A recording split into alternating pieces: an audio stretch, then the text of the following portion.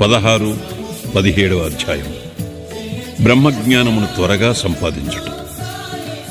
గత అధ్యాయములో సోల్కర్ తన మొక్కు నెట్లు చెల్లించునో, బాబా దాని నెట్లు ఆమోదించునో చెప్పితిని.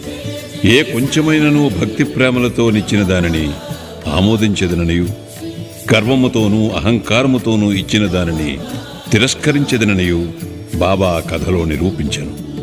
బాబా పూర్ణ సచ్చితానంద స్వరూపుడగుటచే కేవలం బాహ్యతంతును లక్ష్యపెట్టేవారు కారు. ఎవరైనా భక్తి ప్రేమలతో ఏదైనా సమర్పించినచో మిక్కిలి సంతోషముతో ఆత్రముతో దానిని పుచ్చుకొనివారు. నిజముగా సద్గురు సాయి కంటే ఉదార స్వభావులు, దయార్ద్ర హృదయులు లేరు.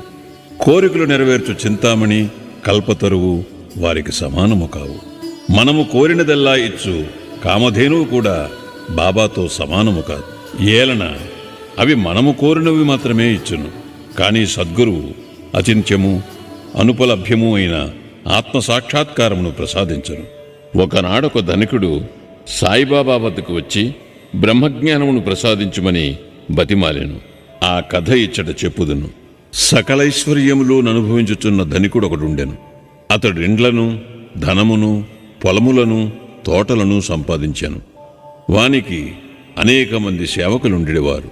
బాబా కీర్తి వారి చెవులు పడగానే షిరిడీకి పోయి బాబా పాదములపై పడి బ్రహ్మజ్ఞానమును ప్రసాదించుమని బాబాను వేడుకొనదనని తన స్నేహితునితో చెప్పాను.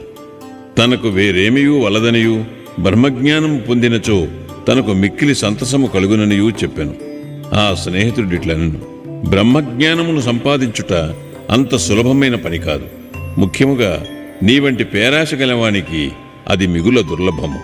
ధనము, భార్యా బిడ్డలతో తేలి మునుగుచున్న నీ వంటి వానికి బ్రహ్మజ్ఞానము ఎవరిచ్చెదరు? నీవొక పైసైనా దానము చేయనివాడివే.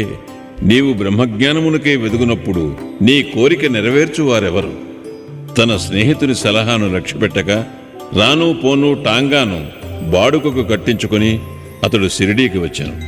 మసీదుకు పోయి బాబాను చూచి వారి పాదములకు సాష్టాంగ నమస్కారము చేసి ఇట్లనెను, బాబా, ఇక్కడికి వచ్చిన వారికి ఆలస్యము చేయక బ్రహ్మమ్మను చూపెదరని విని నేనింత దూరము వచ్చితిని.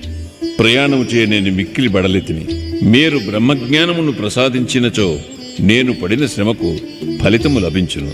దానికి బాబా ఇట్లు బదులు చెప్పాను, నా ప్రియమైన స్నేహితుడా, ఆతురపడవద్దు. త్వరలో ఇప్పుడే నీకు బ్రహ్మమును చూపెదను. నాది నగర బేరమే కాని అరువు బేరము కాదు. అనేక మంది నా